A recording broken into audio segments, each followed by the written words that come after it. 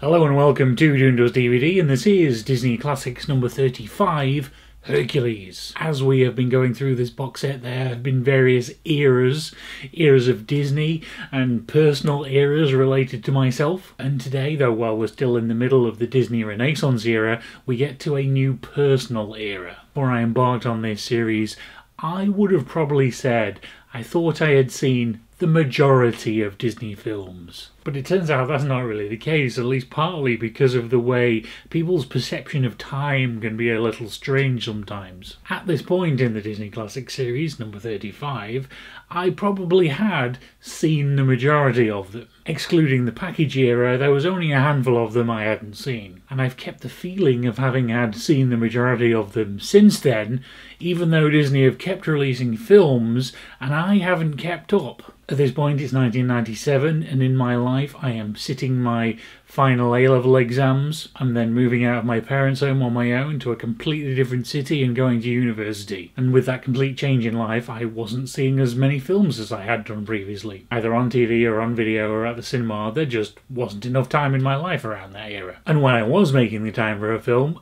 I wasn't choosing a Disney one. So it turns out that between 1997 and 2012, there's a massive 15-year gap where I haven't actually seen any Disney films. I haven't seen this one, I haven't seen any of the upcoming ones until we get to 2012's Wreck-It Ralph. And that is number 51. So I figured I'll do the exact count.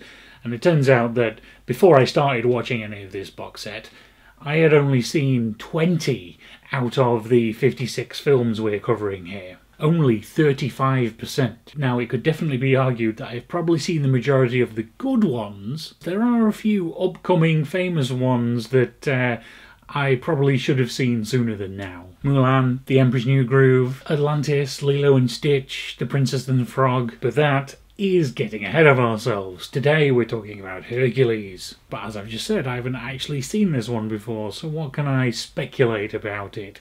This one I've not really sort of gathered anything over the years through general pop culture osmosis. There aren't any particularly famous songs from it that I'm aware of. Story-wise, this is about Greek gods and stuff, I think. Beyond that, I don't really know how that story actually goes, or, you know, what particular aspects are included in this one. So let's just get on with watching it and find out.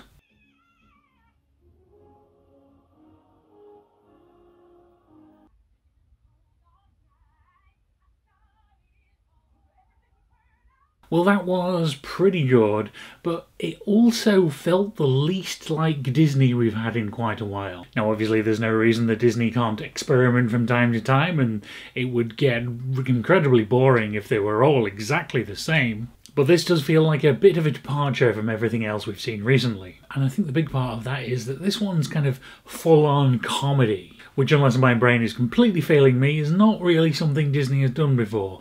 There have been comedic moments within the films, but it's never been quite so constant.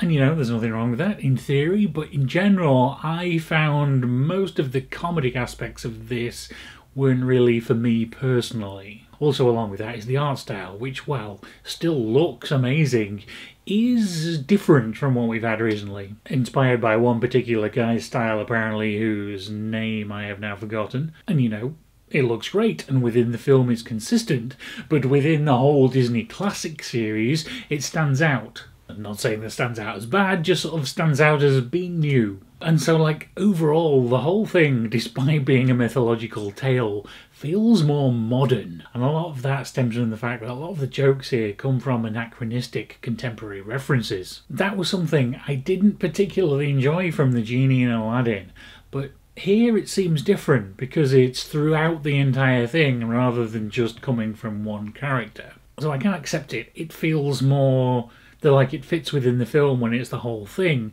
but it's also not really something I enjoy all that much. It can be good if it's used well, but here it gets used a bit too much at times. It's like, yeah, I get it, you're portraying Thebes as New York, can we move on now? Interestingly, something we haven't seen for the last couple of films is one obviously big CGI sequence. Now obviously computers were still used in multiple sequences of the last two films, but here we've got one, much like the rocket tower from Aladdin or the ballroom spin from Beauty and the Beast, that's so obviously a sudden computer animation. The texture quality and rendering detail just doesn't match the rest of the film, and it kind of sticks out, to the point where I start thinking about technology rather than just watching the story. I am of course talking about the battle against the Hydra, if you are not familiar with this. It's like, wow, that's some low quality computer rendering compared to the rest of the lovely nice art. Which, sure, obviously it makes it easier to copy and paste multiple Hydra heads doing different actions, which would have probably been too expensive to do by hand, but looking at it from the lens of the future,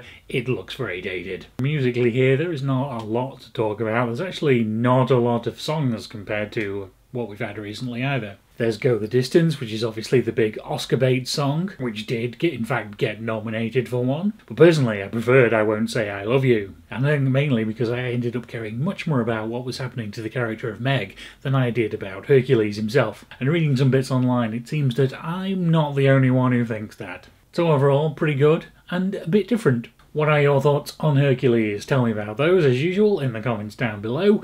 Thank you very much for watching, and I will see you again next week with Mulan.